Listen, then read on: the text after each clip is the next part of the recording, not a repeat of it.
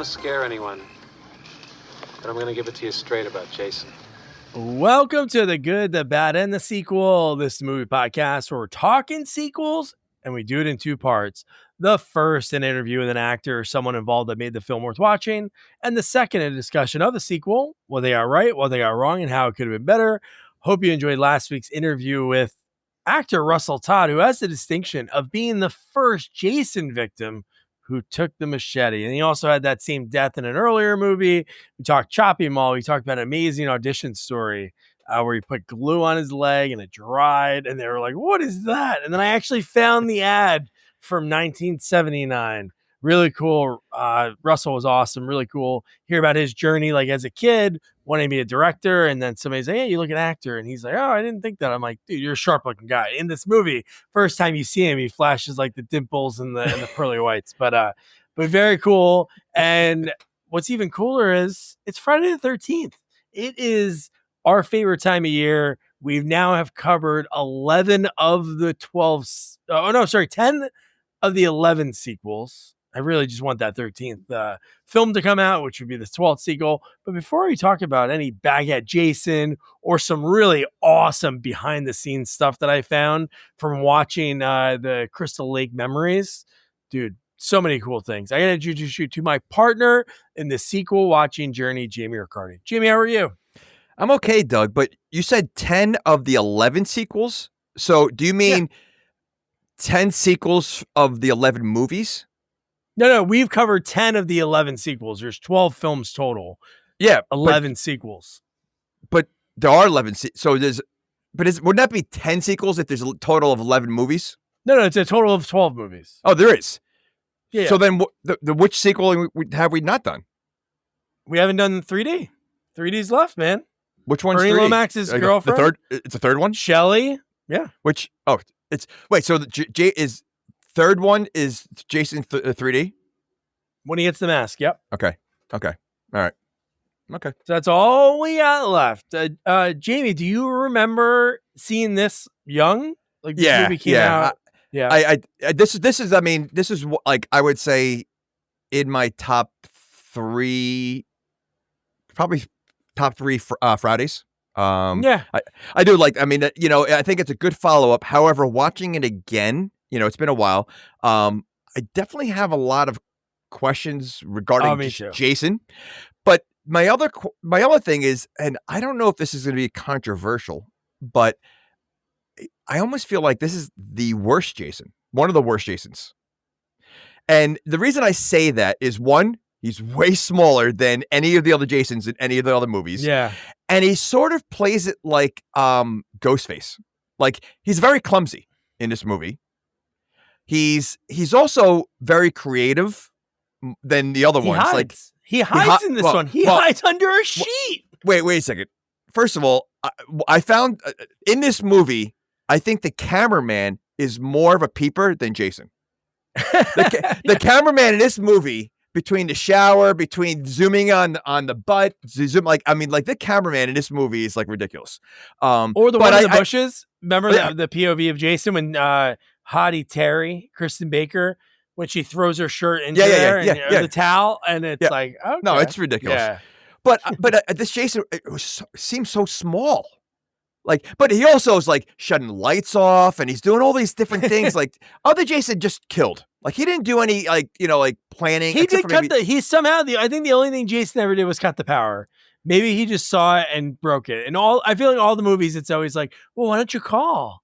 Why don't you call the cops? And they're like, the line's dead. That's the only thing he knows is to break the line. Nothing else. That's it, He's not setting traps or anything, except in the 2009 reboot, he does that. But in all the other movies, he's just like, he's there for the most part. Yeah, he's just like, and one other thing, I mean, and we'll get into, I mean, I'm not even going to talk about my questions I have about him in the first movie, but he's wearing the same clothes, I'm assuming, that he's worn his entire life. They look so clean. Like, you would think this guy... He's still a growing boy, right? But he doesn't have dirty clothes? He lives in the woods. Yeah, his clothes were so clean in this movie, like ridiculous. Like, he really should have had like grass hanging out of it and like weeds and dirt all over, like nothing. So, okay. See, that'd be a good bit if we were able to do, and nobody's done it. Obviously, we have like the scary movies, but nobody's probably gotten the rights to do all of the movies and make fun of all of them. But could you imagine that? Jason, they go into his like little crappy shed. They open the sheriff opens the one. It's all dry cleaned. He's like Superman. It has like 5 or 6 of the same outfit. Well, he's like Michael Myers that just wears the same mechanic dude. He steals mechanic jumpsuit, man. That somehow every mechanic has the same size jumpsuit. It's like one size fit all.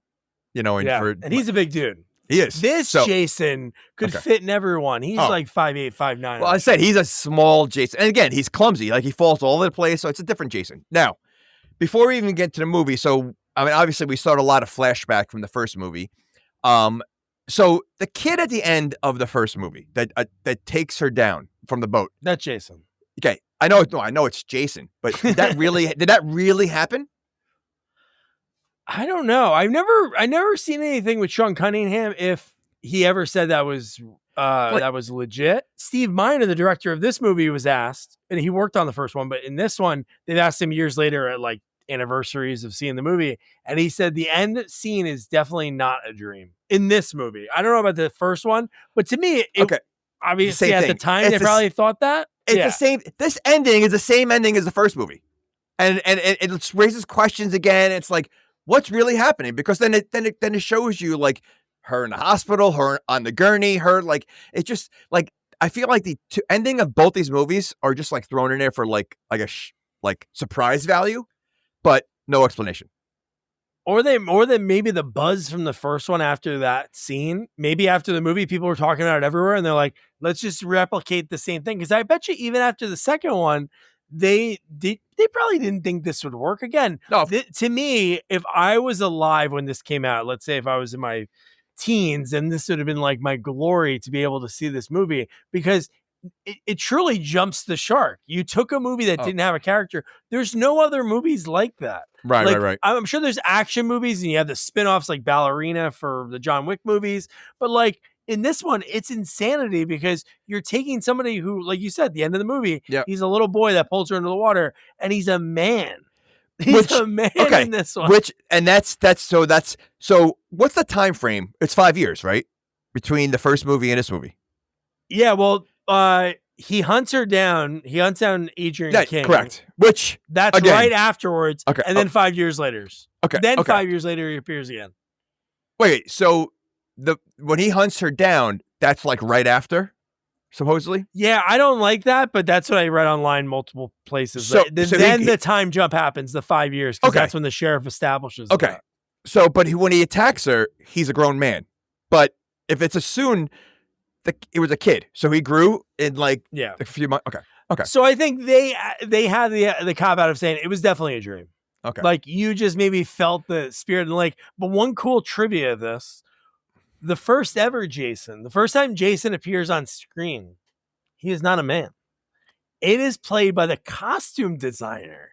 Why? She wore the outfit for that opening scene when he steps in the puddle after the little boy is like jumping. When you see the leg, view. Yeah. Why? Yeah. But why? I don't know. If it could have been in the documentary. They just mentioned it as like a one-off thing, but no detail. I'm guessing they were probably like, "Oh man, nobody's on set for this. We're filming it, so let's get this going." So you drop a bomb like this that Jason was portrayed as a woman in the beginning of the movie, but don't have an answer why? I mean, it's pretty Ellen Lutter. big. Let's see if Ellen Lutter is on Instagram. Okay. She worked on a lot of stuff. Okay. She worked until no details on if she's alive or not, but if she is, wow, that'd be something to be like, how cool is that? How does that happen? Could you imagine? Why? That's such a big moment in horror history. Correct.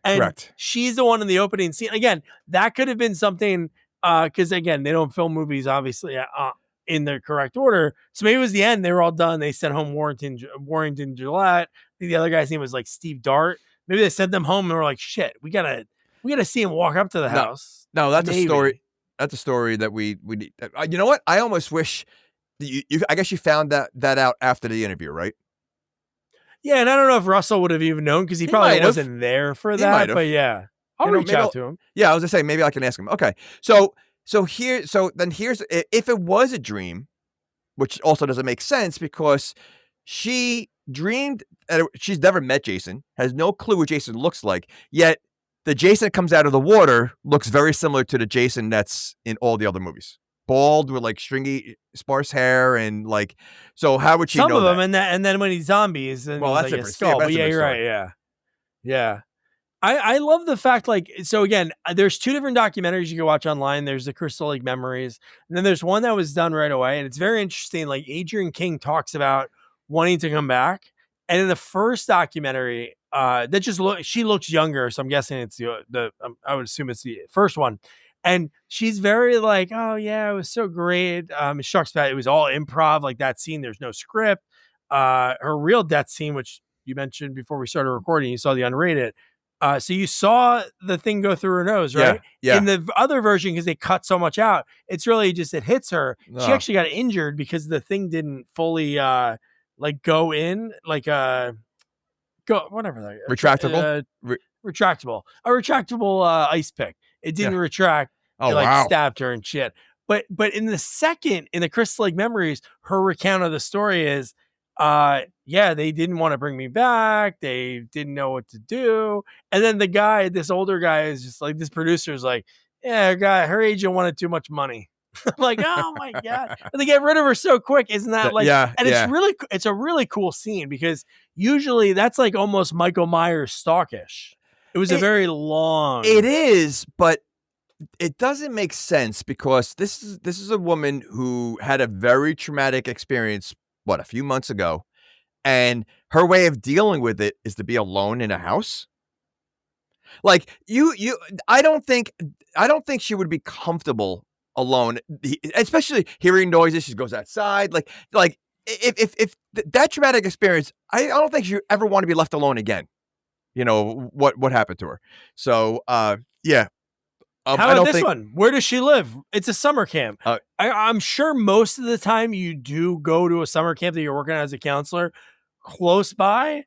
But again, counselors are probably 19 to 22. Maybe she's home. But how does he know where she lives? Well, I said that. I was starting to say that before, and then we jumped around. I said, okay. The fact that he knew he had her address. Like, this is a guy that lives in the woods, probably grew up in the woods, didn't know anyone else, like, his whole life, who's, let's just say, he's not all there. I mean, clearly, yet he could figure out not only figure out, how does he get there? He's walking to her house? Well, she could live miles. I doubt she lives close to Crystal Lake. Oh, I know. That's 100%. She does not live close. What's crazier, the fact that he found out where she lived? Or even though he's a drowned boy that somehow kept growing and all of that, lived in this like shack in the woods, he knows, hey, that tea kettle's going off. I got to move it to the back burner. What was the point?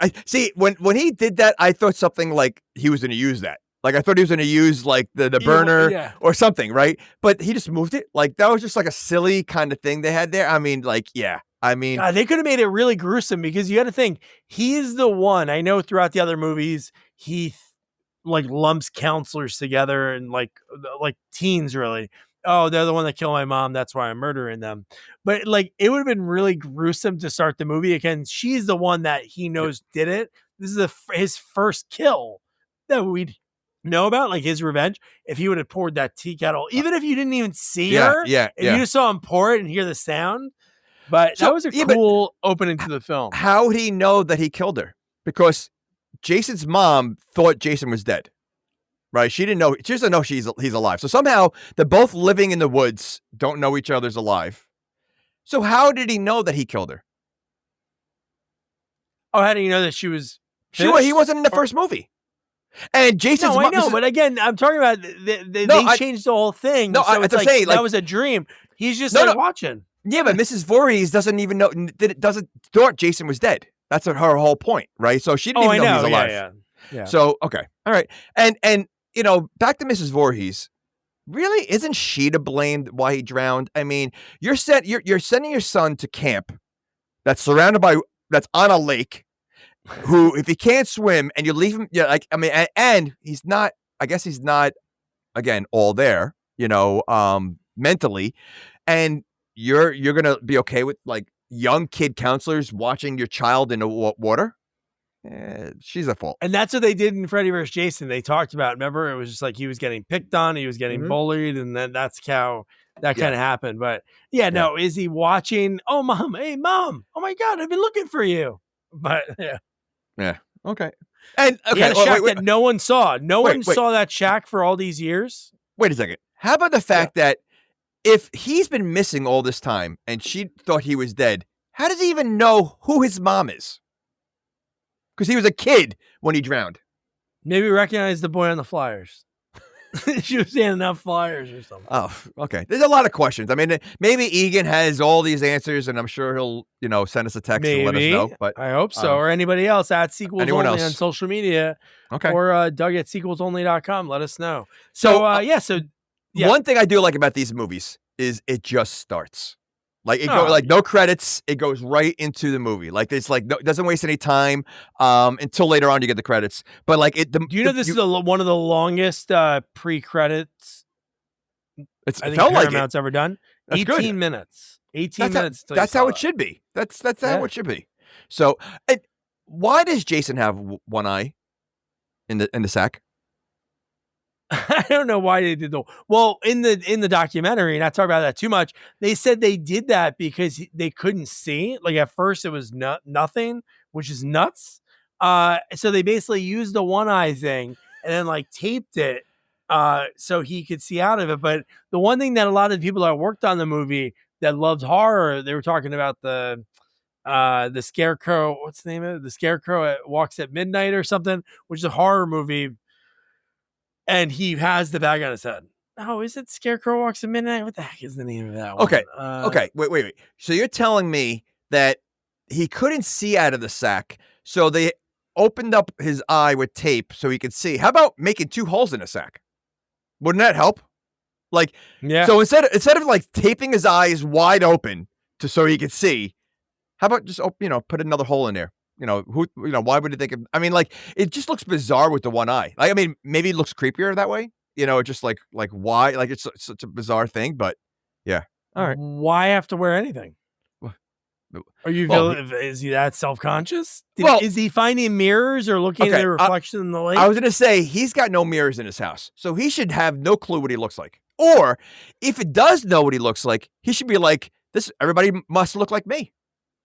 Because what does he know it's normal or not? I want to see a movie where we see Jason that drowned and how he got from drowning to his adulthood. Like what that in that time frame, what was going on? Like that's what a prequel should be. Those awkward teen years of him, but he had no one teaching him anything, so he's learning as he goes. He knows nothing. And the movie, before someone corrects me, it's The Town That Dreaded Sundown. I'm correcting myself. That's the movie where the baghead guy, they said, oh man, it's basically like they did the same thing. And it's so funny to think about in what the franchise is known for doesn't happen until 2.5 films in, and the third one. But it's like, there's a point in this movie. What if when he put on that mask? Oh yeah. Like what if somebody that worked on that movie that had power was like, that's it. Yeah. It would have changed everything, dude. It would. And that's a creepy mask that was there. So very weird. Okay. All right. But yeah, so then we have, so Alice is dead. And then we cut to the camp. But this is not Crystal Lake. This is a different camp, right? It's right down the road. It's connected. Okay. So it's part of Crystal Lake? I'm sure they share some of the same water, but the other one's called Camp Blood. Yeah, I'm sure it's all Crystal Lake. It's a huge lake in all those movies. Yeah. But again, like, and this goes on through all the movies. How can they not condemn it after the massacres that happen every single year? And the entire lake? I know. Well, yeah. Why would you be like, guys, there's other lakes in this town. We'll use other lakes. But okay, not only that, how do parents think this is a good idea to keep sending their kids to these places where somehow, first of all, there's only one Friday the 13th where you see kids. Otherwise, you never see the children. Don't you see him for a little? Well, definitely in Jason Lives, because that's like the fart head. Well, which the guy in this movie reminded me of Farthead, the creeper, the first kill. Wasn't he the first kill? Yeah. Well, yeah, after Alice. Yeah. I can't think of his name. Why can't I think of his name? He's in the first movie too, though, right? He was the same creeper. Yeah, he's the one who warns him, and he warns him in this movie too. So You're all doomed. Does he work for the lake, or he's just a creeper that's creeping he's just around? An alcoholic guy that rides around on his bicycle. Okay. All right. And in this movie, he's not. Is he named the Prowler? No, there's no way his character. Oh, Crazy Ralph. There. Oh, okay. Much better. Crazy Ralph. Yep. Yeah. But in this movie, there is 6 extra counselors in this movie. 6 people that get to survive. There's 6 people that go to the bar with everyone. And it's so random because we see them randomly in some of those scenes. Yep. I'm just mentioning that because earlier I was thinking, how many of those extras were there? A total 6. Well, not even extras. The redheaded guy that's from Just One of the Guys. I know. Which I mean, he always plays a weirdo. I mean, clearly he played a weirdo in this movie, and he was a weirdo in Just One of the Guys. But he was at the bar. They left him at the bar, and then you never hear from him again. So he survived. So he should have been in the next movie. Usually the drunk people die. People that drink or have sex or do drugs. Yeah, but they left him there. It was a strategy for him. It was. But yeah, and kind of weird because he was wasted. I don't know. I mean, I'm assuming he got there with them, and you're just gonna leave your friend in the middle of nowhere, like at a bar like that drunk by himself. Well, his other car, there was the pickup truck, which whoever's driving that's super dangerous. It was all he only stayed because the bartender gave him a look. Yeah. That's the only reason he was super into it. It was funny because he's in the movie Christine, and they film his death scene in the movie. He gets killed by the car. And they cut it. So he's like, he goes, I'm too funny looking when I die. So that's why they don't kill me in movies. Was he weird? It was weird, right? Was he weird? Movie, he had so many lines for somebody that wasn't there at the end. I know. That's what I'm saying. I don't know when Just One of the Guys came out, but it had to be around 80, 89. Yeah, probably a few years after that. Okay. Yes, yeah. So, I mean, did he play a weirdo in Christine too? Did he play the doofy? I don't remember him in Christine. I haven't seen that movie in a long time. I should watch that again. I never saw it. What's his name's in it? The Thurston Mellon's son from Back to School is the main kid. Oh, that really? Oh yeah, you know what? You're right. I knew he was in there. And from Jaws 2, that guy. Yeah. So then we get the couple that arrived. Jeff and I believe it's Jeff and Sandra. Do you like having flashbacks the way this was a 6-minute flashback, right? So I look in how long it was.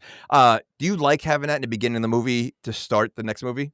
For these, it does get me pretty pumped up. Okay. Really, the one. What's the one that's really good? Beginning of 4, I think. Right. I feel like the final chapter is a really good one that recaps, I think, the first couple movies. Well, the 2 and 3. Do they do that in all the? No, they don't do it in all the movies, right? No.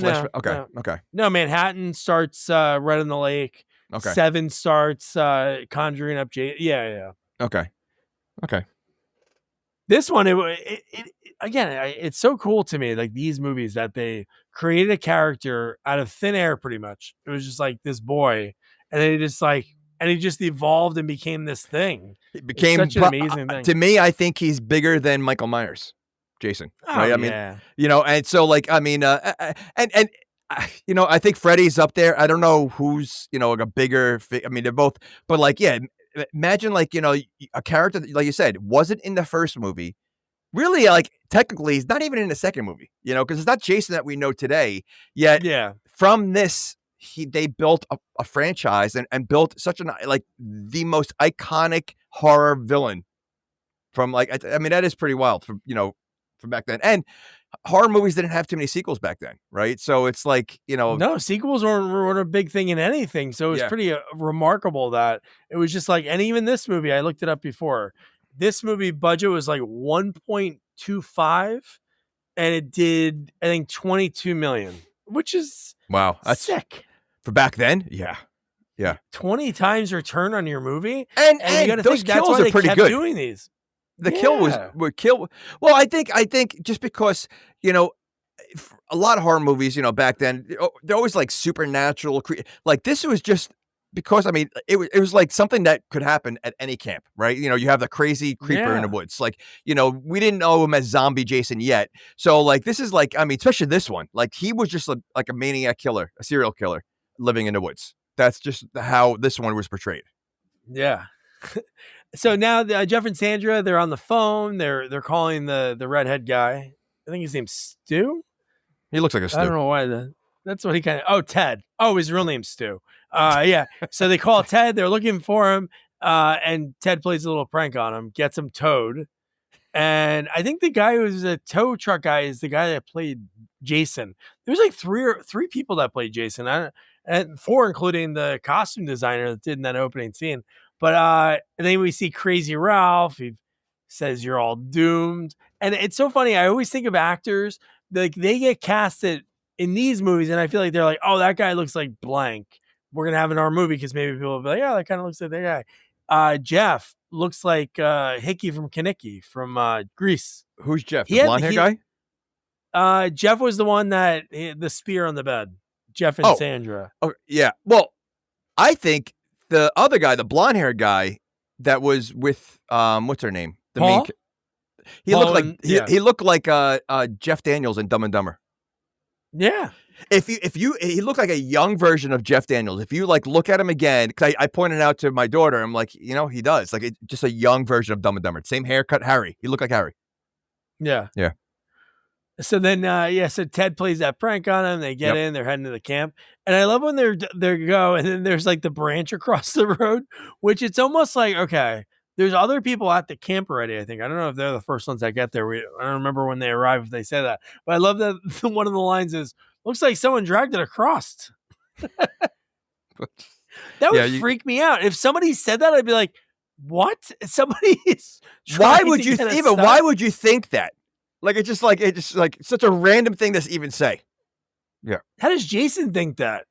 Me drag a log, trap car. Like I wonder. What did he turn into? Wait, he turned into a caveman all of a sudden? I would think so. He doesn't talk to people. How do you learn how to talk? He was only up to 9 years old, and then he's been by himself ever since. Yet he could figure out how to find directions in the Yellow Book. Because back then, you know, it was. So I mean, come on. Yeah. Okay. Jason, I love that scene. He looks up Alice, and then he goes to the local pizza place, and he goes, "Where's this street?" Because he can't get a map. Yeah. He can't read a map. Or he orders her a pizza to the address. He goes, "Hey, mind if I lay in the back?" Or he's working as a pizza guy. Yes, he infiltrates the town. He's like, I gotta wait at least a month to kill her. So he starts there. He's employee of the month. Even though they never see his face, so they don't even question why he has a bag on his head. Just yeah, it's like Susan, Tommy, and then backhead Jason, one eye showing. Oh my god, dude! So now we get so they get there while they're in the woods. They find Sandra finds the Camp Blood sign, and Jason's peeping already. He peeps a lot in this one. It's very Michael Myers-ish. It is, but at the same time, these woods are not dense at all. And there's no way anybody could peep in these woods throughout the whole movie because there's literally paths that they're walking on. Trees are like sporadic. Like the fact that he's able to hide and no one sees him. I mean, it just like so ridiculous that no one sees anybody in this movie. I know. Well, the sheriff does, and he runs after him. That's why I couldn't be a cop. I'd be like, dude, I need to get home. He I don't need to chase this guy. He was exhausted by the time he get there. I mean, I don't know what he was thinking because I mean, he had a hard time. Oh man! So now we start meeting the cast of character. We meet Russell as Scott. He does the old slingshot rock to the ass. I didn't know that was a move, but it seems like it's working. And I wrote what an ass it was. And I still think it's amazing to me, mind blowing. And you got to think of this movie and the franchise and the horror and everything that a Mickey Mouse shirt got into the movie. Like, to me, that's nuts. Yeah. And we missed early in the beginning, by the way, and we've mentioned this multiple times. When she was home at the house in the beginning of the movie, the cat jump scare. that happens in every single movie. It's always the cat. Like they just throw the cat. The cat. Oh, always.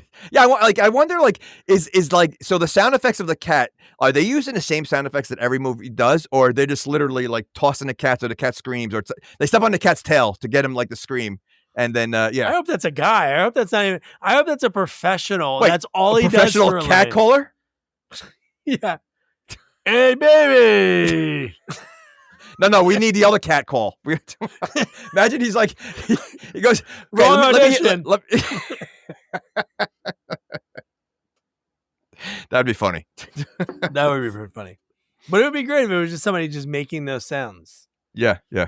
But yeah, no, that is something that is always in horror. Every movie. Was it a black cat? Oh, no, I think it was an orange cat. Oh, okay. Why would it have to be a black cat? Usually black cats, scary witches. You don't cross a black cat. There's no witch in this movie. Well, how is he alive? So there's got to be something. Okay, all right. Drowning boy. It would make sense if it was like, oh yeah, he drowned and he stayed the same size. He kept growing. His body's dead, but somehow he's still. How long was he under at that camp that no one saw him resurface? Like how did they wait like 30 seconds? Oh, he's done. Like, and that's it. Like, and they walked away because, I mean, clearly he didn't drown. So, like, he couldn't have been under there that long that they basically gave up real quick. Dude, we could do a whole spoof movie on this. Like, really. Like, if it'd be like he's drowning for 30 seconds. Guys, let's get him. Hey, pizza's here. Oh, sorry. Quitting time. But you're right. You know what? They never talk about finding them. One thing I do love is in this movie, we get, like, I know it's later in the movie. I just want to talk about it now because I think it is so great when you're doing something that isn't really on camera. You don't really know too much about him. And I wish they kind of mentioned it a little bit earlier, but in a sense, I guess it still works, is when Ginny's at the bar. I just think this is such a cool part. Let's see if I have the right one.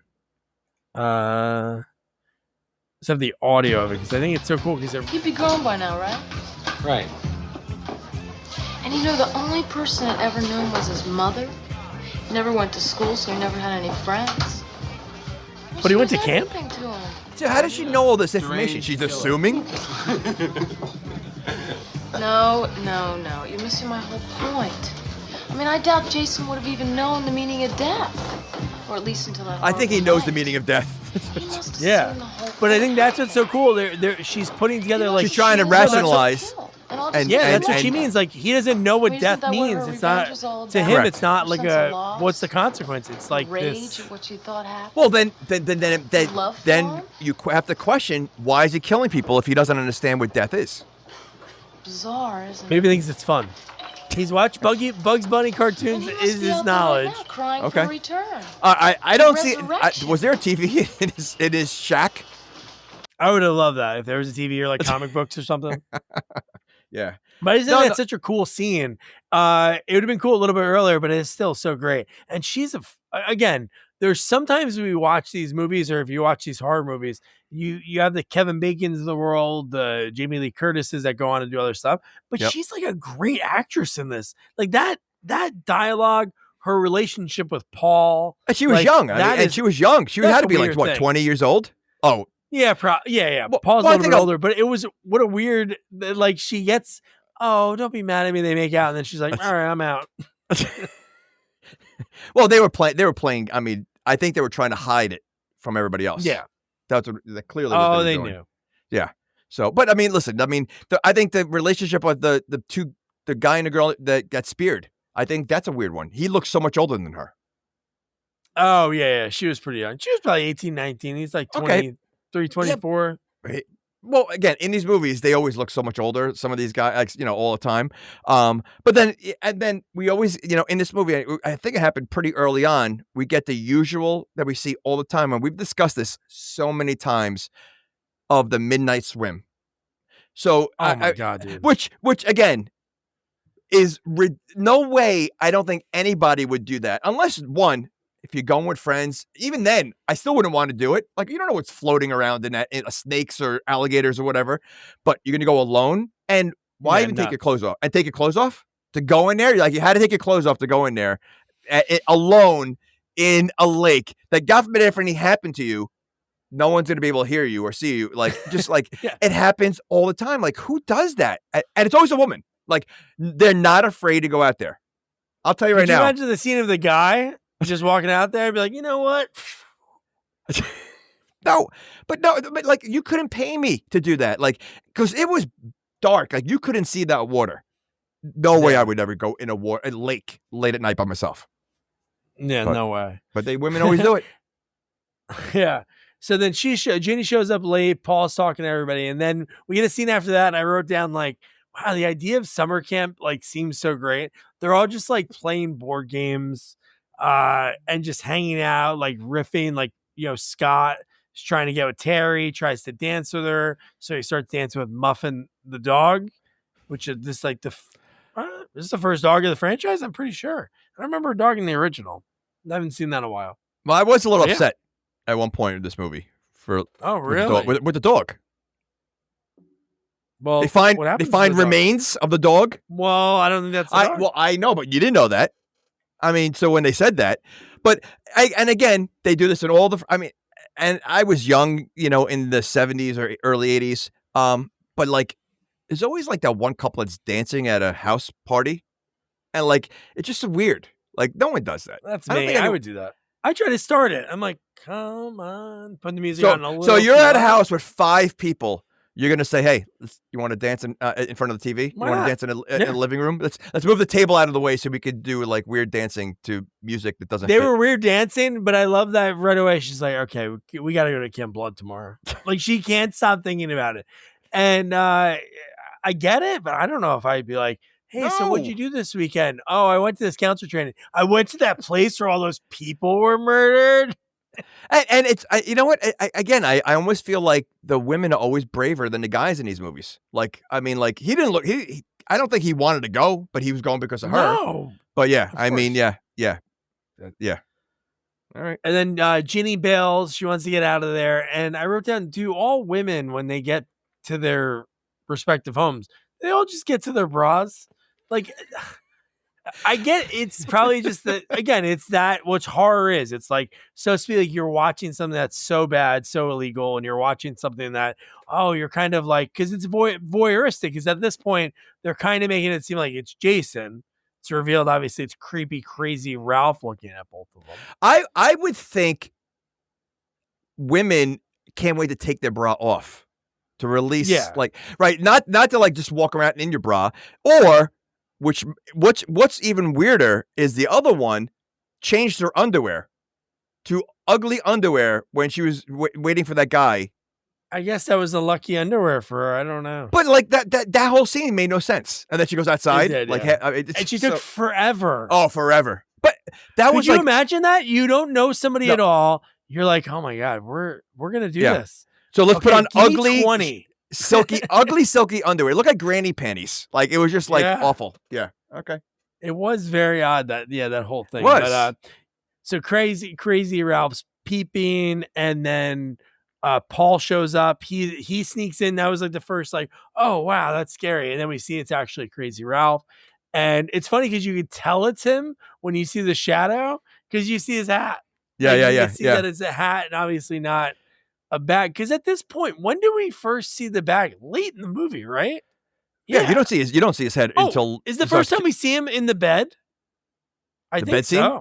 Maybe. I think so. Well, that might be the first time you see his head. Well, you don't see it like, so who dies before it? The wheelchair dies before the bed, right? Right before the bed. We don't see anything. That's what I'm saying. So it might be, because I think, unless in your uncut, like the one version you watched. No, I don't know if there was. You don't see him for Crazy Ralph. With the tree, and I don't think you see it with the wheelchair. So the next kill is the bed, right? From the wheelchair. No, it goes Crazy Ralph, the wheelchair. Then isn't it Scott and Terry? I feel like Scott and Terry are dead before the couple upstairs. So you don't even see Jason for those kills? I don't know. Scott just comes up, you see the machete. So then Terry, you don't even see her kill on screen. So the spear is the last kill. No, the girl is. The girl that Vicky who finds Which one's Vicky? Well, we'll get into all of them. Vicky's the one who was with the guy in the wheelchair. She walks in, finds, yeah, dude. She walks in the room. She's like, Jeff? Sandra? Oh, yeah. Okay. Yeah. All right. So Crazy Ralph, is he? Yeah, dude, the death by wire, dude, that's rough. You really think about a wire, it's not like it's going to, per se, cut you. Just how strong. That's a mafia thing. They do that in the back. Yeah. You see it in every mafia movie. There's someone hiding behind it, which... How does that happen? Like, you go to your car, you can't see a guy in your back seat.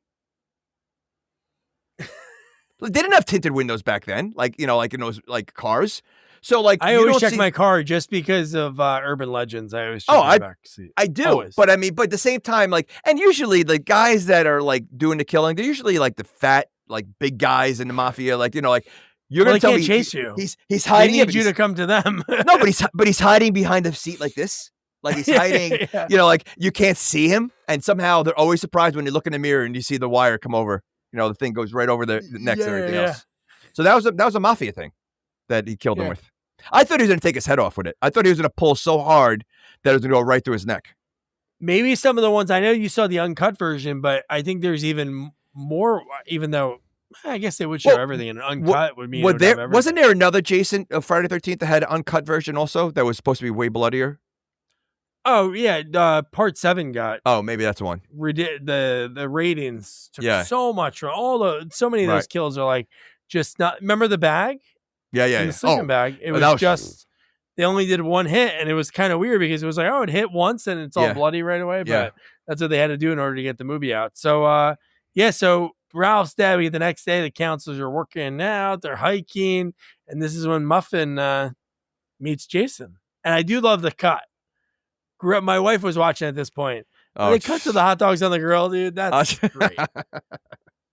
Well, at this point, you don't like you. They don't give you an idea if anything happened to Muffin. Like because they don't. They just show like the interaction of Muffin and Jason, and that's it. Yeah. So you don't know anything. Like I wasn't thinking anything happened. I'm thinking like, all right, they're gonna pretend like something happened, but you're gonna see the dog later on. But we do find remains later on. But what were those remains? It could have just been another animal. It's the woods. From Jason? Think he's an expert? Maybe. Jason's going to eat, right? Does he eat? I was going to say, does he eat? Because you never see him eat. You never see him eat. Could you imagine that? He's going through drive-thru. Oh, man. Ginny is definitely an attractive final girl when you think about it in the franchise. But she's pretty badass. Like, she's ripping. Everybody's eating. And she's ripping a chainsaw right next to it. Like the sawdust is flying in the air. This chainsaw thing was ridiculous. First of all, that seems awfully dangerous that you're using a chainsaw when there's a lot of people walking around you, back and forth, and you're just happening to... Again, first of all, you're a camp counselor. Why are you using a chainsaw to begin with? And then you leave it inside the house? Like that's where you put it? Yeah. But yeah, okay. Yeah, where do you put your chainsaw? Do you put it back in the tool shed? No, right next to my nightstand. Where else would you put your chainsaw? And again, you think she's probably 20. Like, she's not an adult. She's still like, kind of a kid. I mean, because they're counselors. They're not like adults. And she knows how to use a chainsaw and just randomly use it. Like, it's so dumb. So dumb. Now everybody goes into the water. And then we get Jeff and Sandra. This is when they want to go to Camp Blood. Like you were talking about, that's when they found the remains and they get caught by the sheriff. Now, do you stickler. But do you think how long do you think he waited before he grabbed them? He was probably like, all right, they're going to start doing anything. But yeah, he was really annoyed. I get it. I obviously get it, but I love the blaming of fire. It's been quiet here for 5 years. And I'm like, oh my God. Again, would you really think at this point, you're an officer of the law, like the lady who did it is dead? Like that's confirmed. Yeah. But no, for some reason he's thinking, no, it means it's going to happen again. If counselors come back, killers return. That's what happens. And I think you just made a point. So she dies in the beginning of the movie. That had to be known, right? That the woman that killed Jason Voorhees' mom is now dead. Had to make the news. Well, right? she's missing. She's missing. Oh, so they don't know she's dead. No, her body is in his villa Jason in the woods. So that was the body? Well, okay. We see his body, yeah. Okay. We see her and Terry. I remember seeing a couple bodies there. I just wasn't sure who it was. So, okay. So you're telling me, again, now, okay, he doesn't drive. We assume that the house is far away. Yeah, this is great, yeah. So he's carrying that body over his shoulder. No one sees him walking from the house to him with a dead body over his shoulder all the way to the shed in the woods. He only can do it at night, and he has to take breaks. Okay. But yeah, no, that's amazing. That's ridiculous. How does that happen? How does that happen? Yeah. I picture him like walking down the highway with a dead body over him. Cars just beeping at him and just going. Hi. Yeah, she still has the ice pick in her nose. That's the thing. She has the ice pick in her head. You only see it like it's not like they. I didn't realize keep that on was it her for a long time, but yeah. Okay. So can you imagine? I mean, his shed looked like a tornado hit it. When he's there. So this is how he's living. The smell of dead bodies in his shed. I'm sure he has no running water there. So, like, it's got to be awful. That made me laugh later on in the movie when she thought that would be a good idea to go that place for help. I know. Go ahead. Because you're so desperate, right? You're like, oh, man, maybe this shack. Maybe this house that has boarded up windows and doors, maybe they're home. The house looked like it was sunken in. Like, the roof looked like it was sunken in. Like, it literally looked like a tornado hit it. Because you walk in there, there's like crap everywhere. Like, it's like, yeah, okay. And the cop is so pissed at Paul, and he's like, you're not going to reprimand him? Ginny, make sure they don't get any seconds on dessert. And then the cop's all pissed off. That probably makes him even more angry. So when he does see somebody run in front of his car is when he chased him to the woods. And then he finds, which is really cool, just before we recorded, I was like sitting here and I'm like, let me look at the soundtrack. And Harry Manfredi, who does all of the scores for these, except a couple of them, I believe, he names the ones, the chase, the sheriff visits Villa Jason. And then later in the movie, he names the track Return to Shay Jason. So it's pretty funny. Shay Jason? That's joke. Funny. Yeah. That's funny. And he even writes for some of the kills, so-and-so meets you-know-who. Like, that's funny. Instead of actually saying his name. But well, that's something also you think about, like how impressive that is, that the score that they use from movie one all the way up fits, like like they just came up with that for the first movie, and like they keep using it, and like the fact that like it lasted that long, like something like they just created for that movie, and like it just like that's pretty impressive, like yeah, they're so good, man. I love listening to them. What was there the in this? No, he didn't start that until I forgot which one he started that in, but it wasn't in. What is that? So what is that he does, like that we hear? I think it's his voice. It's Harry Manfredi's voice making that. No. But what's the purpose? Like in this movie, like you actually hear Jason breathing. Like it reminded me a little bit of Michael Myers. Like he was breathing in this one. It was probably like the guy in the mask that was just like had a hard time breathing, and like they just kept it in there. But you heard him breathing in this movie, which you never hear him breathe. No, you don't. Let's see. It's what movie did it start in? I'm just curious, like, what was it though? Like, is that supposed to be him? Like, that's his like. It's supposed to say "kill, kill, kill, ma, ma, ma," like. But what movie did that start in? It doesn't say what movie it started in, which is very upsetting. I don't know. I don't remember it in this movie. Yeah, Egan, let me know. But yeah, no, the score's so good, and dude, his death is cool too. Just the hammer to the back of the head, dude. Like, what a way to freaking go! Like, the pain. Security guard in Halloween 2 went this similar route. He had one in the back of the head, but it just shows the power of Jason, because at this point we don't know what he's going to be like yet. I know his mom had some creative kills, but in this, it's like, what's this guy going to be? And he kind of is like his mom without him knowing. Well, and that's the thing. He does have creative kills, you would think that he would just like almost kill everybody with his bare hands because he's just like a wild, like, you know, but he has like, I mean, there are a lot of different type of kills. I think the wheelchair is one of the worst ones. You know, I mean, it's bad enough that he's in a wheelchair and then like, you know, you got to push him down the stairs. That's what they said in the thing. Yeah. The way he goes, and they built a track for the guy going down like crazy. My gosh. So do you think the director didn't like the officer, the cop? Because the way he made him run so hard, I know, and it was his choice to run into like the thick weeds, like they were almost like trees growing out. He's running, smacking his face into him, looking left and right, and then starting to run again. And that's why I said he looked exhausted, and I think that was a natural response for him. I don't think like he was acting exhausted. I think he was really exhausted from running. Yeah. I just love the Jason house, but yeah. So hammer to the head, he's done. So then this is where I wrote down, wow, there's a lot of main characters that I don't remember. And I was like, man, there was a guy in suspenders that I've never seen before. And he had one line. He's like, yeah, I'll go. When they're talking about going to the bar. But then like we have the handful of people that stick around. And at this point, I think it's 45-ish into the movie. And we get Terry, Mickey Mouse. She goes, I'm going to go look for Muffin. And this is what you talked about. So she's going to look for Muffin.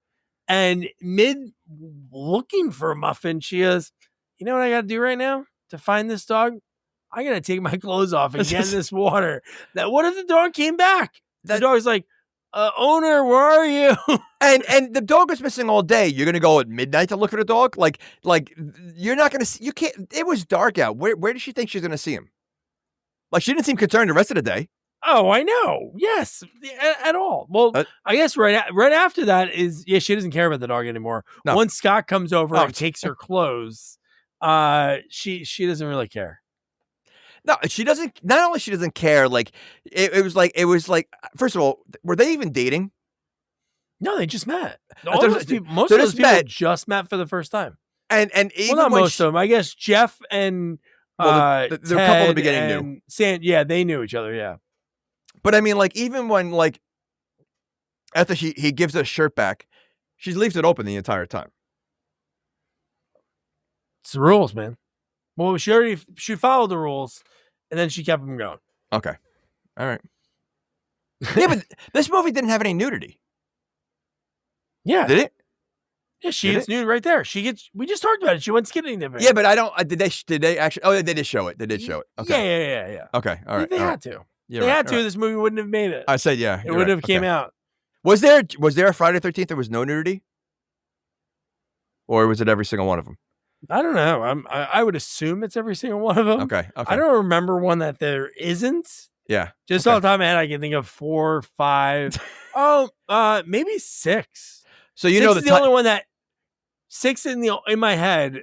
I can't think of one right away. But you just think of the iconic ones in like Part 4, Judy Aronson. Which one with Tina? Feldman's watching her. Was there one? I don't know. Tina's Part 7. Yeah. I don't think there was. Heidi. I think who was supposed to interview Heidi, she's skinny dipping in the water. So I'm assuming. Oh, shocker. She was skinny dipping in a Friday the 13th movie. Oh. She had to. Okay. Part of the rules. So at the same time, Jeff is arm wrestling. Oh my gosh. Yeah. For some dumb reason. And then Sandra's basically like, yo, I want to lose. Let's go upstairs. Let's get down. And now at the same time, Jeff and Vicky are. Well, it was Vicky. Well, it's Vicky. No, not Jeff and Vicky and Scott. No, whoever, Scott. The guy in the wheelchair. What's the other guy's name? Yeah, what's his name? No, but it was she was hitting on him. Oh yeah, she wanted him bad. Yeah. She's the one with the granny panties. She's the one with the granny panties. Yeah. Okay. The lucky panties because she had to change into it. Could you imagine that? It's like, but again, it's such a again, these movies with these directors and like how perverted they are. Like really, that whole scene of her going to a closet, changing clothes was not necessary, right? Like, but for a Friday the 13th movie, it's necessary. It's like it's like back then those stupid directors are like crazy. Yeah. Oh man. So yeah, his name's Mark, and I just Googled him. Cool thing that just randomly came up. So in the 2009 one that we covered last October, they put purposely in the tunnels remember when Jason in the Tunnel's in that movie? There's a wheelchair and Scott's sweater. I mean, Mark's sweater on the side as like an homage to his character. That's pretty cool. And that just came up just now? Yeah, I just Googled it. That's fine. I just Googled really wheelchair Friday the 13th character because I forgot. But yeah, it's Mark. Okay. But yeah, so Mark, funny behind the scenes thing, Vicky, like when they got on set, the actress was into him. Because she's like, because they were lived there like a summer camp. It was low budget. And she wanted him so bad. And she was like flirting with him, obviously knowing in the script that that's what the characters do. And he's like, I'm sorry. And she's like, oh no, it's okay. He's like, I'm gay. So she was like, oh crap. That's and amazing. She was a cool in the behind the scenes stuff because she talks about everybody knew how lame I was and a nerd I was because I didn't smoke pot. So that line they said, want a toke? Oh, they basically just said improvise like this, and she said, I want a toke. That's funny. Yeah. That's funny.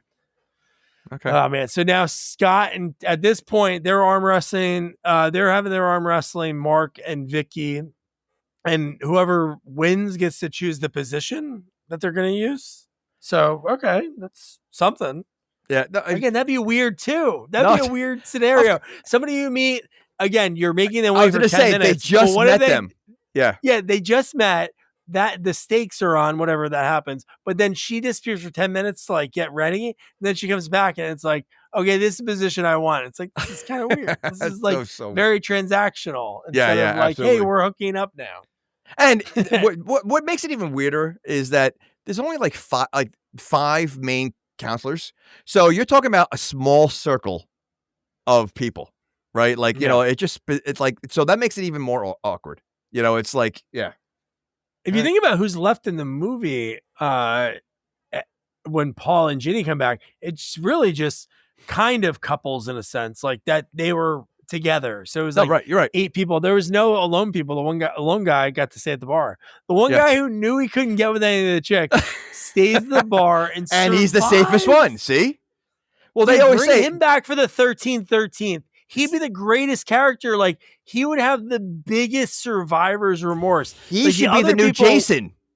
Oh, could you imagine? He's tall, right? Like that's, and then find skinny Jason would be silly. Like the mask would make his head bobble. He'd like a bobblehead. But isn't that like one of the rules? Like if you have sex in a 80s horror movie, you're gonna die. Sex, drugs, right? Alcohol, all that. You're dead. He's not. That's why he survived. No, he drank. He didn't die. Yeah, but he didn't die. He didn't die. That's what I mean. That's what I'm saying. But he's lucky. He didn't have sex. That's why he didn't die. No, but it's also drugs and alcohol. No, you have to do all 3 of them. No, I don't know if drugs and alcohol. I think because they all drink. No, because every usually they all drink. And what happens? The final girl is always the same thing. They don't die. Was Jenny? Yeah, I guess she shouldn't drink a little bit. I think the sex is the thing. It's like you're gonna do that, you're dead automatically. You're done. Okay. For Terry, I'd risk it. So now Scott, again, he gets caught in a trap, and it's like I guess Paul likes making these traps for the bears, and we don't really see that scene. So I guess that would have been good foreshadowing if we saw them build it like while they were practicing. Do you think that's a real trap? I mean, like you see that in movies all the time. How does that work? You're stepping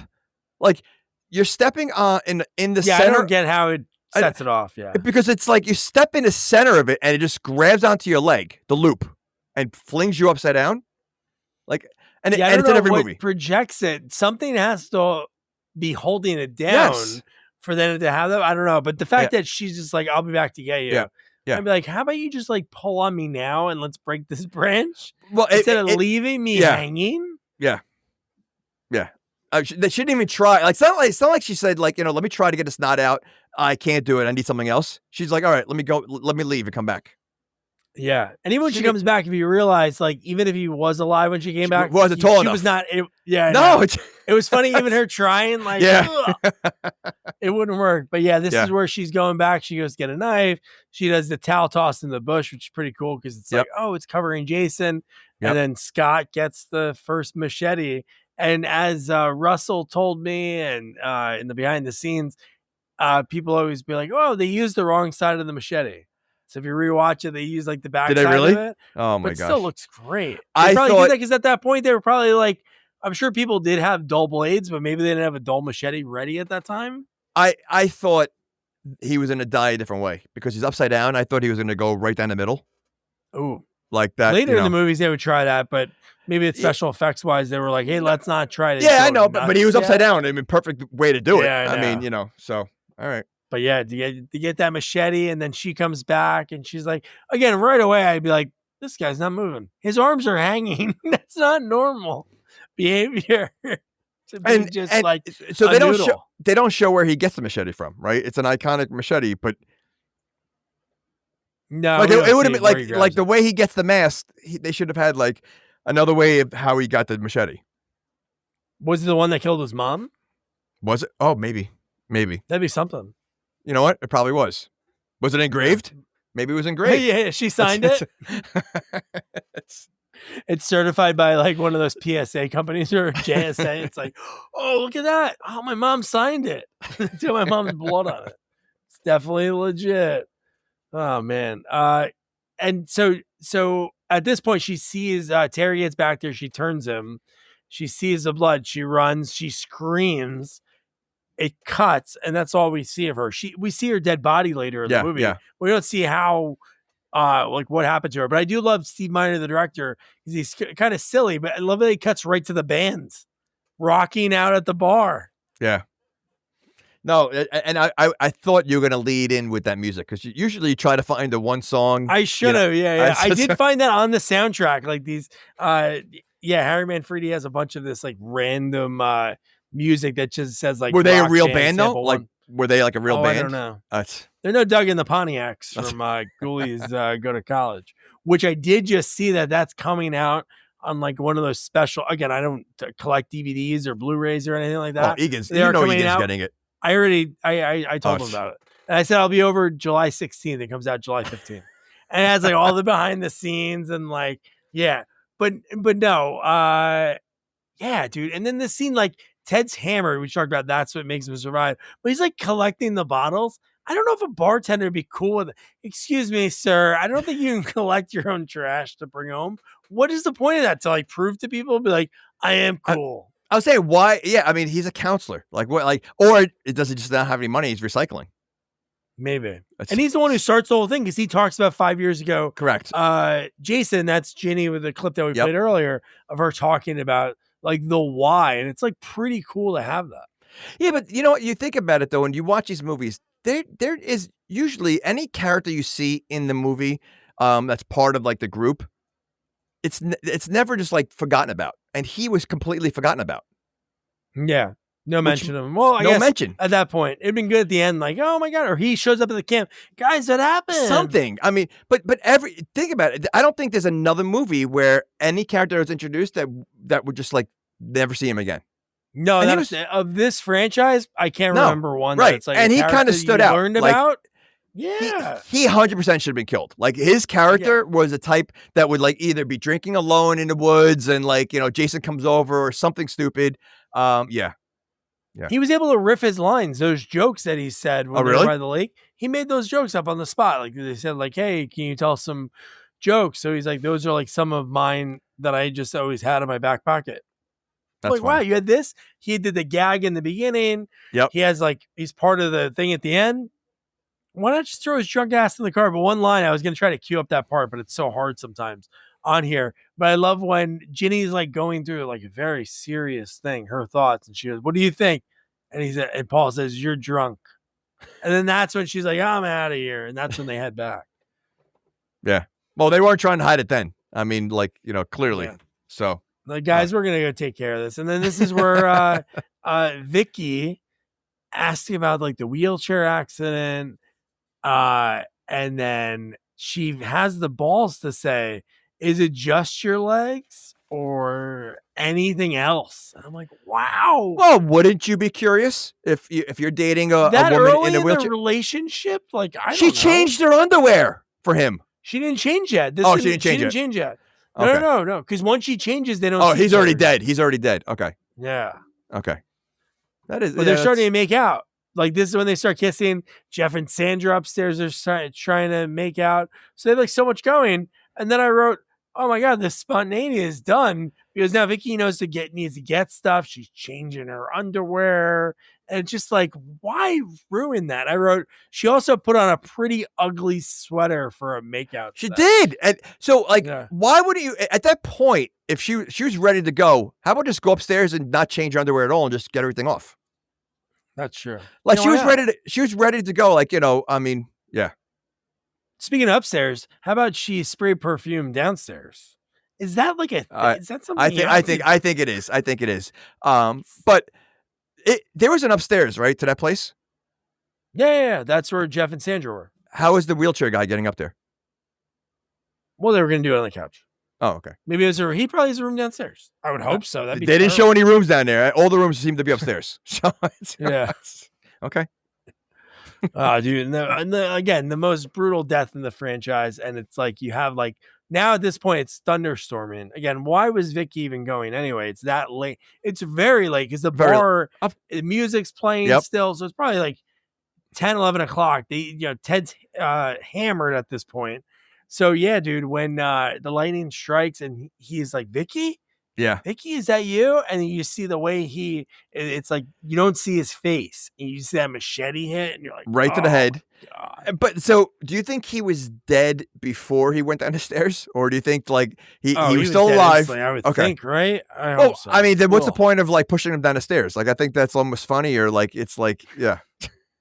And I again, you see this in a lot of movies, but like the wheelchair doesn't tip over. Like it somehow makes it down like in a perfect, like, bouncing around. Like that's like a Leslie Nielsen thing, like it is. Yeah. But what a ballsy stunt to put that on a track. Even if it's on a track, I would still think like, something you're going pretty. But it was I'm assuming on the track, it's probably locked in somehow.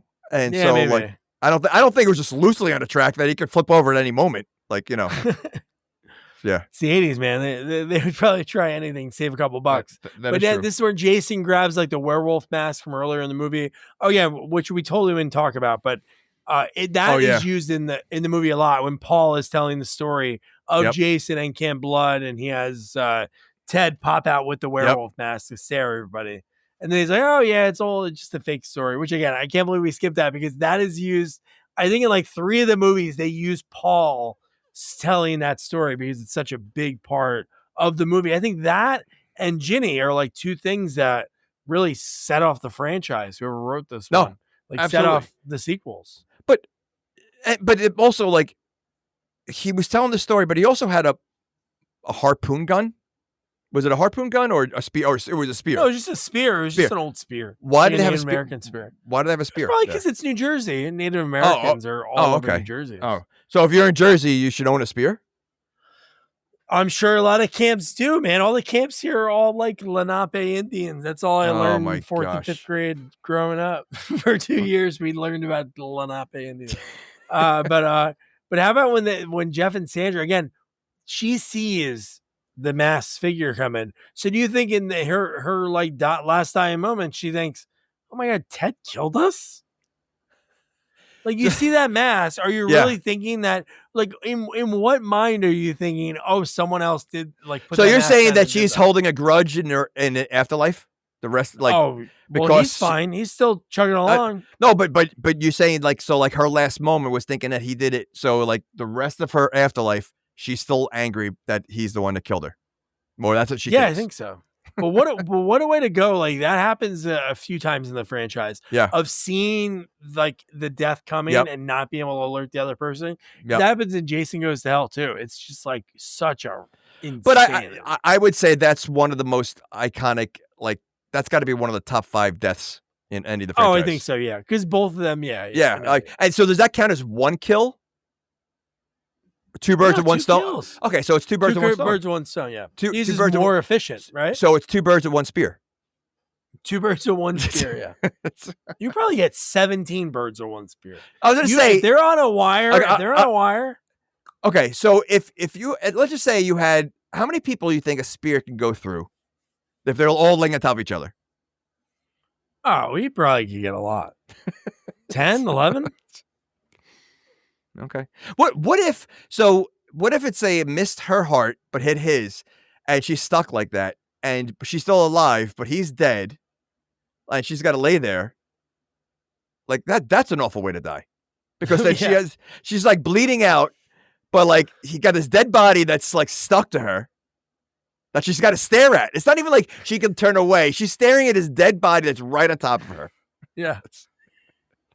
Just drooling, tongue hanging out. Yeah, well, that would be a way to, but yeah, that is such a cool death in the franchise. But when Vicky, at this point, this is when Vicky comes back, and she's just like, "Oh, where are you?" She's looking for Mark. Okay. Mark, she goes upstairs. Yeah. Okay. So she goes upstairs to look for Mark, who's in a wheelchair. No, I don't think she's looking for Mark upstairs. Yeah, she was, because she was Mark. And then why would she go upstairs then? No, I think they probably asked Jeff and Sandra where Mark went. I would hope she didn't think like I think she was looking for Mark upstairs, because she was looking for Mark all downstairs, and then she went upstairs. But again, your friends are going up there to do it, right? Like she knocks, she walks in, nothing, right? Nothing's moving, nothing at all. And then we see, obviously, as the audience, we see Jeff like impaled on the wall behind her, and in there, in the bed, she's looking, still gets closer, sees the blood, still is getting closer. And then that's when we see Baghead Jason for the first time pop out, which is so cool. So how long do you think he was waiting there? Like not that long, right? You think he was like giggling? He's got the he's like practicing. I'm gonna go like, or how should I come out? Like, should I? And he practice different voices and different like the surprises. And in our spoof movie, he can accidentally fall asleep. Well, I was gonna say like it's wet, it's raining, and we can see like day 2, and he's still like waiting there because no one came back. Like, yeah. Like what was the point of like? I wonder, like, again. I mean, in general, I want to know what goes through Jason's mind in general, but like he kills it. He cleans up the place a little bit. He sticks some like art on the wall. He puts the guy on the wall, and then he hops into the bed and pulls the cover over him. Like that's just like such a silly thing. Like if you think about it, like So, but it's a cool way to reveal him for the first time. It is, but like, why was he assuming someone's going to come up there? Oh, he knew. And he again, knew Vicky. I think it's like playing peekaboo. He's got a child's mind in his. Remember, he's a child, so it's so stupid. Well, the other thing in all the movies, he's always peeping. He's always hiding behind corners. So he is like. So how's he? He's got a one-eyed mask that's tied around his neck. Nothing on his mouth hole. Nothing on his nose. So he's got to be hard to breathe in there, and then he's got the sheet over him. So he's got like double sheets. Dead. He's dead already. Is he dead? At this point, I would think so. He drowned. But did he? I don't know. We need the backstory. We need a full story of what's going on. Because he does die. Like he dies, and he I don't know turns into about a zombie. Well, that's we later see in part 4 he dies, right? Yeah, that's later morgue. on. He goes to a morgue, and he somehow leaves a morgue. He also gets his head. Doesn't he get his head chopped off at one point? Oh, it's Freddy. Freddy gets his head chopped off. Jason versus Freddy. Okay, all right. Jason does it. Yeah. Oh, that's right. Jason, the one thing that would actually stop him maybe if they chopped his head off in any of these movies, and they never do. Never. They don't think about it. Okay. So Ted stays at the bar. That's when you get Ginny and Paul are coming back. So Vicky gets like slashed on the leg, and then Jason gets real close to her, and then fade out. Like we don't see her death either, unless you did. Did you see something? I don't. No. Crazy. Yeah. Well, again, a lot of them. Was there a lot of deaths in the first one that we saw, or no? Like I don't think so. You saw all of them. I feel like they were all sort of, but right? I don't think were they that like crazy. Like I don't remember. Maybe that's why they were trying to be crazy, or that's they what I'm got saying. to the point. Again, I enjoy that. Like sometimes I love a movie that shows like the shadow of the going up. Well, or that's even what I mean. The way they die in this movie, that you see Terry go like turn and go right, and then we see her body later. It's almost like, oh, that's really. Well, I like. Did they show a lot of deaths in horror movies back then? Like the way they did, later on in the franchise. Like I don't know. Like so, I think maybe some of it was more about surprise. Maybe. Yeah. Right. But we don't even see anything. Like we just see Terry's dead body. Like, we don't even see anything that could have happened to her. But like, if she's not, we're gonna see the kill, a saw blade in her head, not like a saw blade, but I mean, there's nothing on her. So she was just, I guess, like neck snapped, like choked out or something. I'm surprised Jason didn't use the chainsaw. I know it comes out later, but he should have used it. Yeah, he never uses it. No, he doesn't. Except he uses that one thing that shouldn't be a actual lawn tool in part 7. Oh yeah! Oh my gosh! Bernie Lomax. Yeah. That's somehow like weed whacker. That's a saw blade. Yeah. Ridiculous. Yeah. That's his stomach. Bad News Cruise. So now they're back. They're worried because they came back. All the lights are on. They go up into the bedroom. They find the blood. There's no bodies. Power goes out. No one's there, dude. But I do love a line that she utters. I think is so cool and so creepy when they're like looking around and it's all dark. She goes, Paul, there's someone in this room. And they do like this master shot. And then you just see Jason again pop out and him and Paul fight. And Paul gets beat up. He does. Bad. But like, again, the fight wasn't impressive because Jason looked so small. Like he didn't look intimidating, you know, like, and, you know, like what were they thinking? Because there was a lot of blood in that bed. Like, you know, like, and like they didn't seem concerned like there might have been a murder. They're just like, people are missing. Like there was no question. Like she didn't say like, why is there blood here? What happened? Who's scream? Oh my God. What is it? Yeah. Oh my God. What happened to her? Yeah. Whose blood is this? At the same time, was the body still on the wall? No, he moves it. He moves all the bodies. So wait, like, yeah. So he kills them. He hangs them on the wall, then takes them down. He does, yeah. He rearranges the furniture. You know, just he does. Yeah. That's okay. He's just carrying the dead body. He probably passes the same cars on the highway every single time. Oh, that's that guy again carrying another body. You know, like there's that guy carrying that old rug. He's always carrying that same rolled up rug. It's redder and redder each time. Oh man. Okay. But but I do love the shot of Baggett Jason in this scene. And dude, when she's going for the window and he shatters it, and there was like so many, she was actually scared of this scene. Oh really? Still like filming this. It was frightening because you're getting ready for this like maniac. And the window didn't break the one time when Warrington Gillette was doing it, and he got like really messed up. Oh, like, really? Banging his head on the window. Oh, wow. Yeah. That's crazy. Because in the same scene, you have Warrington Gillette that did this part, and then Steve Dart does another scene within this final because Amy Steele, she hits him and like broke his finger, had to go to the emergency room. So that the stabbing in the beginning of her face, like, so they had a lot of accidents. Yeah. On the set. Wow. Yeah. But I do love that Jason goes like, she's hiding behind the door and you're like, oh my God, what's going to happen? She's got to look at, she's going to go for the window. She's blocking the door, door, where's the do? And a pitchfork? Like that is freaky. That is a weapon. Why is there a pitchfork in there? They are at a camp. I didn't see any hay around, right? Okay. I mean, I doubt farmers have a pitchfork in their house. They leave it in a barn. Why is there a pitchfork in the house? You don't think that famous photo of those old people, like with the pitchfork? Yeah, they're outside of a farm. They're outside the farm. You think he leaves it outside? Why would he bring it? Why would he bring a pitchfork inside? That's like bringing a shovel in your house. Why would you bring a shovel in your house? Yeah. I mean, it's like bringing a chainsaw in your house. I couldn't put it down. I was saying they do have a chainsaw in the house too. So maybe they don't have a tool shed and everything has to go in the house. But like ripping that pitchfork right through the door, dude, that was oh my God. But see, like this is like where it becomes like Ghostface because he's like sloppy. Like he's like sloppy with the and he misses a lot. Like I mean, like later in the movies, he doesn't miss too often. You know, and here there's always like, the final girl that gets away somehow. There's always kicking. There's always things that he's kind of sloppy at the end. He's like he's fatigued. Too much killing. That is true. He's out of practice. You know, I think if he stopped rearranging the dead bodies, he would have more energy. You know, I mean, so I think that's part of the problem. Just put him in a closet, just like when you have company come over. One closet. Roll them under the bed. They wouldn't check under the bed. Just like roll them under the bed.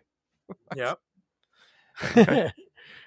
So now and she even kicks him in the groin. Yeah. She kicks him in the nuts in the shot, and he feels it, so he's gonna be alive, right? Yeah, but I don't think he would, like, if that happened later in the movies, I don't think he would flinch.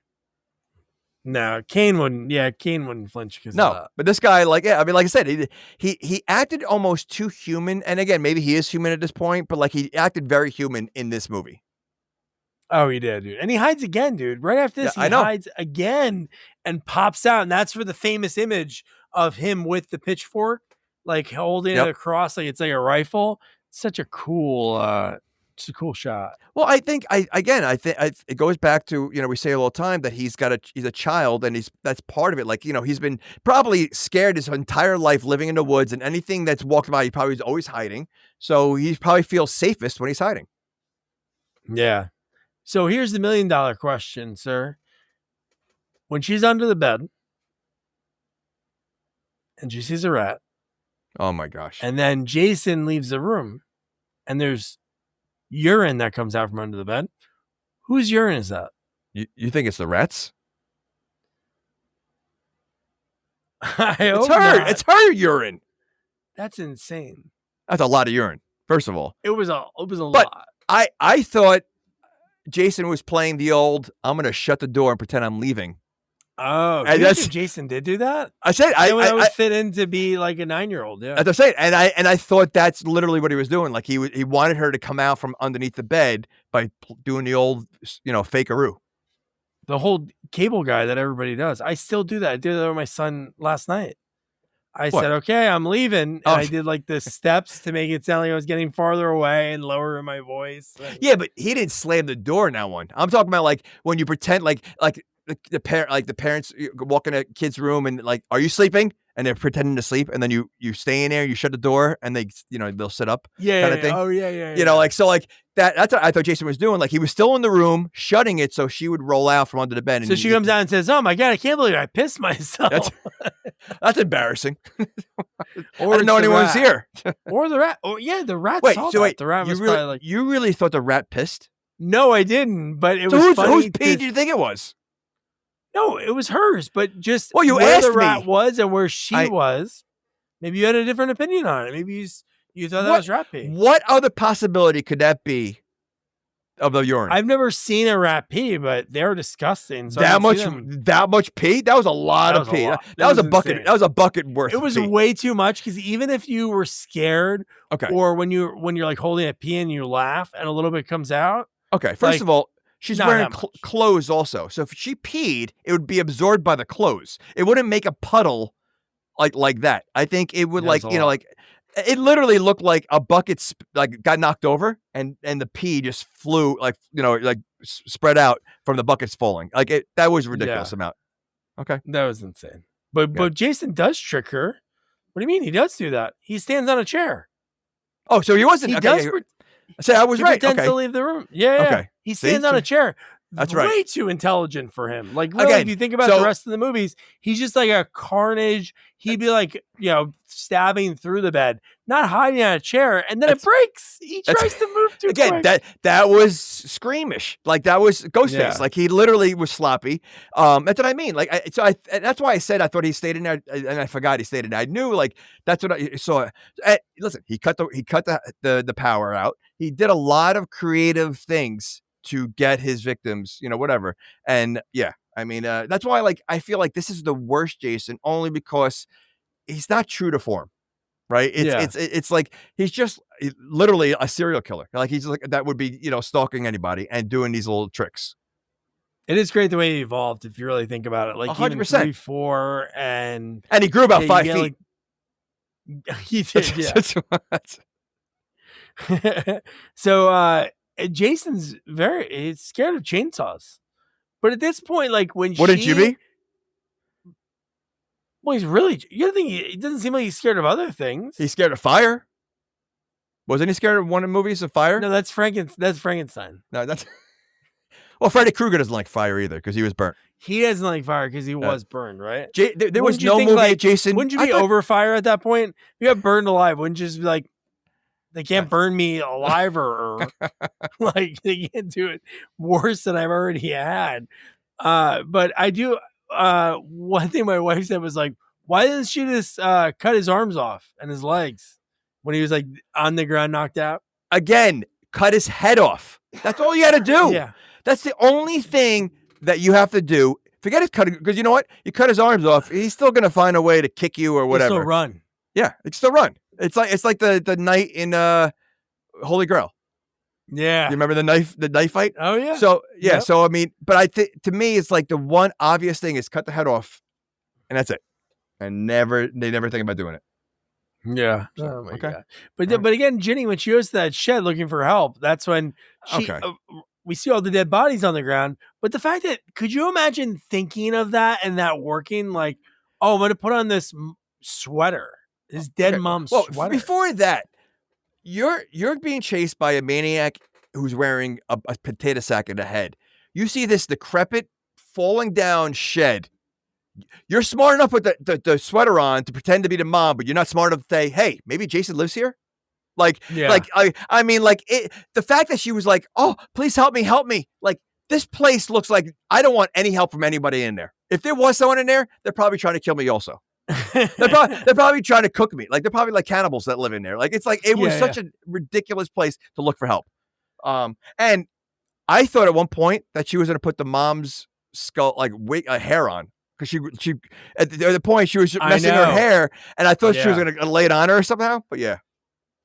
Yeah, but that was wild, dude. The fact that the fact that it works.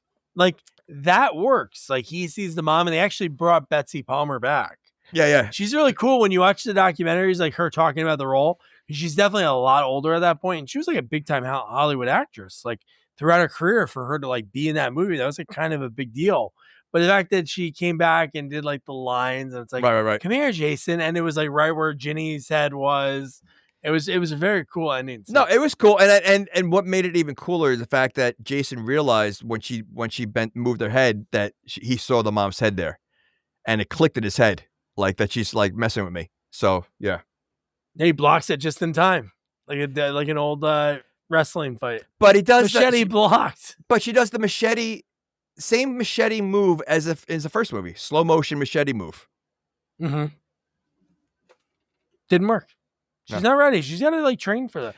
You train for this, like going to the camp. Because again, it was just the mom before, but I don't know. At this point, I would just be running. Like even but this Jason runs also. No, I know, but I couldn't stop. I could not stop. If somebody was chasing me, I couldn't stop until I couldn't breathe. Even when she was running, she was hiding behind a log. Like 100%. Like I think your adrenaline would go that much. If you're being chased by someone, you'd be surprised at how much further you can run than like you normally would. And like, yeah, agreed. I would keep running until I'm in an open area where maybe I'll find, someone can help me. They never run that long at all. It's usually they running and then they hide behind a tree, and they give them enough time for whoever's chasing them to catch up. Yeah. Oh my God, man. But yeah, Paul shows up. How does he show Jason up? One more time. She ran in the middle of the woods. Paul's knocked out. She ran in the middle of the woods, and he just happens to find the direction. So you're at a house where there's woods all around you. He picked the exact direction that she went in to find the shed, which no one saw the shed the entire movie. Yeah. But somehow he was there. Okay. Yeah, I know. And he gets, again, quick work of him pretty quick. Like, I know the first time he thought he was dead, and then this time it's like, meh. He's useless. He really is. Ginny's ready. She does the machete to Jason's shoulder, and when she takes off the bag, a face only a mother can love.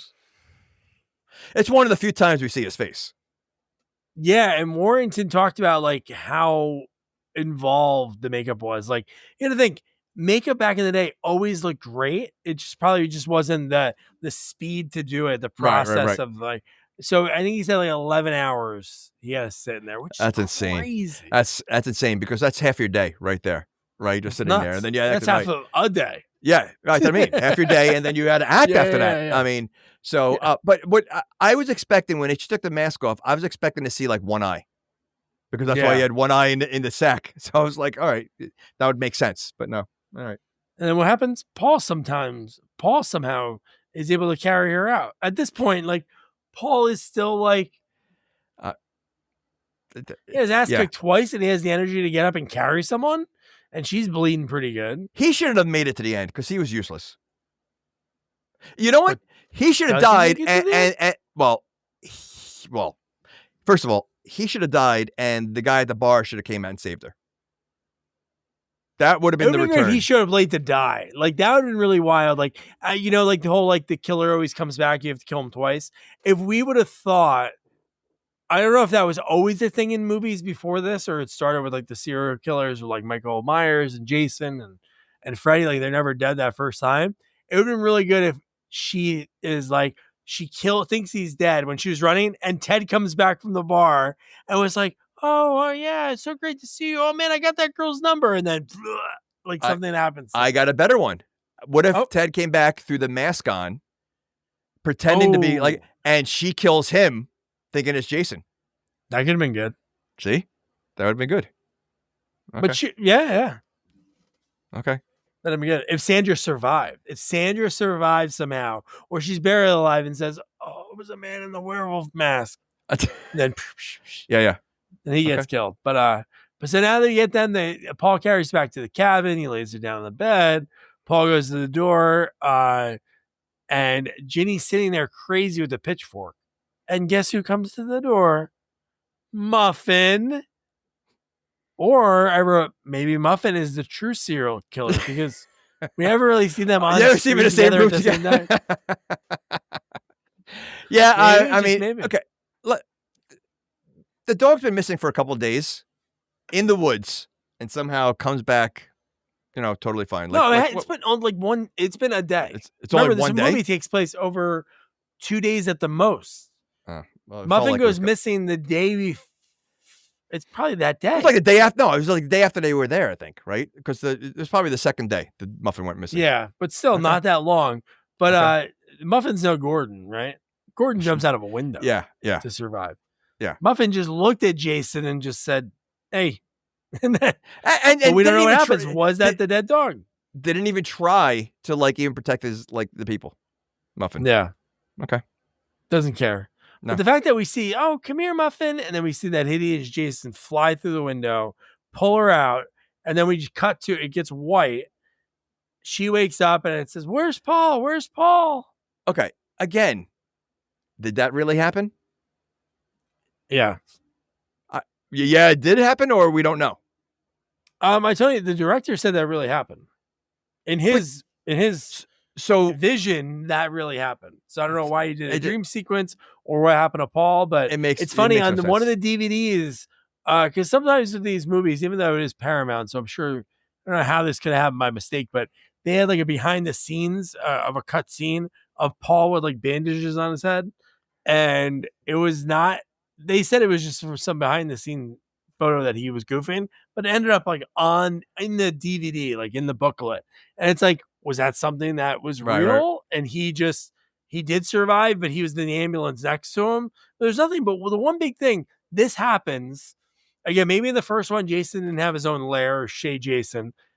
They're looking in the woods, right? Or you're telling me Jason lives and he said, "Oh man, I got to take that shed down. I got to grab all those bodies and move them." I was going to say, yeah. No, where does he live the rest of the series? He doesn't live anywhere. They don't accept. This movie is the only one that establishes that he lives somewhere. The other ones, he just comes back. So how does the third one start? I think he's just there because he doesn't have to be brought back to life in any of the other ones. Okay. Third one, I think he's there. Fourth one, he's in the morgue. Wait, so is he's the third not living one anywhere. They so hang he's him in between places. Is the third one they hang him in the farm? No. Yeah. Oh, it is. Okay. Yeah. Okay. Oh man. So that's the end. That's Friday the 13th, part 2. Jamie, I know you recommend somebody to watch this movie because of what it is, but because it's funny. One day I would love to go back to all the ones that we did of this. And at the end, I don't know when we really started hey, what'd you think of the sequel, and have different questions, but what would be your 4 that you would watch? Obviously, Friday the 13th is if you could watch 4 right now, what are your choices? The first one, the second one, the fourth one, and Jason Lives. Wow. Okay. So first, second, fourth, sixth. 6. I always forget the number of Jason Lives. Yeah. So I think those are those are definitely, and I think of these movies, again, even the ones that we watched that were bad, I think the only one that I would never be like, is Jason Goes to Hell, because to me it's like we talked about, not a Jason movie. It's a body switching movie. Yeah, but neither is the ambulance one. Even 5 is not. Yeah, but again, that one's fun, and it was so cool last year. We had to experience with two of our resident sequel lovers, Nick Sperdone and Chris Egan. It was cool to see 5, 6, and 7. See any of them, but it just changed the way I look at that movie. Because it is obviously so ridiculous to the ambulance driver. Yeah, but there are some cool scenes to it. The enchilada. Yes, but seeing the acting of the ambulance driver throughout the whole movie, watching it again, it's so obvious that he's so, so. But yeah, I would say 1, 2, 4, and 6. Yeah, I would have to go, if I had to go into an order of the way I would watch it, and mix in a little bit of best. Oh. It's got to be Final Chapter, Jason Lives, this one, and then my last one, my guilty pleasure, Jason Takes Manhattan. Oh, gotta over the first one, because I think the first one was. I do like the first one, but again, I'm a sequel. Yeah, I know, but I think 4 is by far the best one. 4 was. I think it's the best one. 100%. The characters having a young kid, like the Corey Feldman. No, absolutely. Yeah, there's a lot of elements in that. And 6 was just so cool because it reinvented the franchise. It was you had rock music, you had the James Bond intro. There was so many cool things. I was like, oh, this is bad. And 7 is still fun too, because that one's so badass. How great Kane Hodder is, cool characters. Again, what are you gonna do? You're on the 7th film. How are you gonna change it? Introduce Tina as this telekinetic character. And so again, you had to jump the shark because you get to this point. Can we really do the same thing again? They probably How do we change it? Yeah, they could have done the same formula. I would watch that every year now. If there's a new one every year, give me a serial killer, give me a new cast of characters. You don't even have to have the returning person. It's just that cool formula of, let's learn about these people, dead. Learn about these people, their relationship, dead. Yeah. No, agreed. But yeah, I'm so excited to be able tonight after I'm done with this, I'll be watching Jason Takes Manhattan because it's a tradition. I got to watch it every year. And next week, oh my God, to talk about obviously a franchise that means so much to me. And based on my age, I was born in 86. First time I saw Friday the 13th was on USA Up All Night.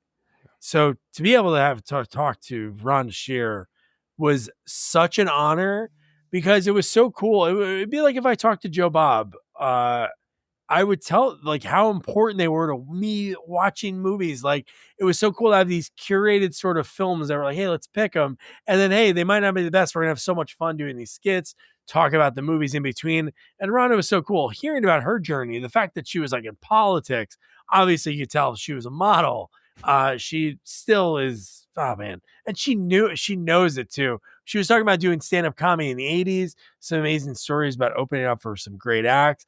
Great Jay Leno story from back then, and then later in her life when she started this bra empire of lingerie wear that she's crushing it with. And then recently, she's getting back into, I think, coming out in a couple weeks is her first reboot of USA Up All Night online. She has a studio that she bought, so that's gonna be real cool because she has rights to some movies that she talked to. And then she's going to do some independent films. So newer films to be able to get those out there and it'd be really cool. And she does have an acting career.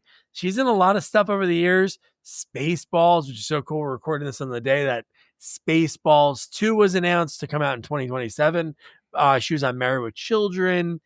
Just a lot of cool things. She was everywhere. But we're going to cover Frogtown 2.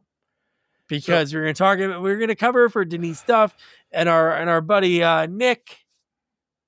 He's got he wanted to do this movie, Friday the 13th Part 2. We said, too good for you, Frogtown 2, right up your alley. And so Rhonda was cool, man. In fact, just the USA Up All Night's connection. She remembered Vanessa Angel from all the cross promotions.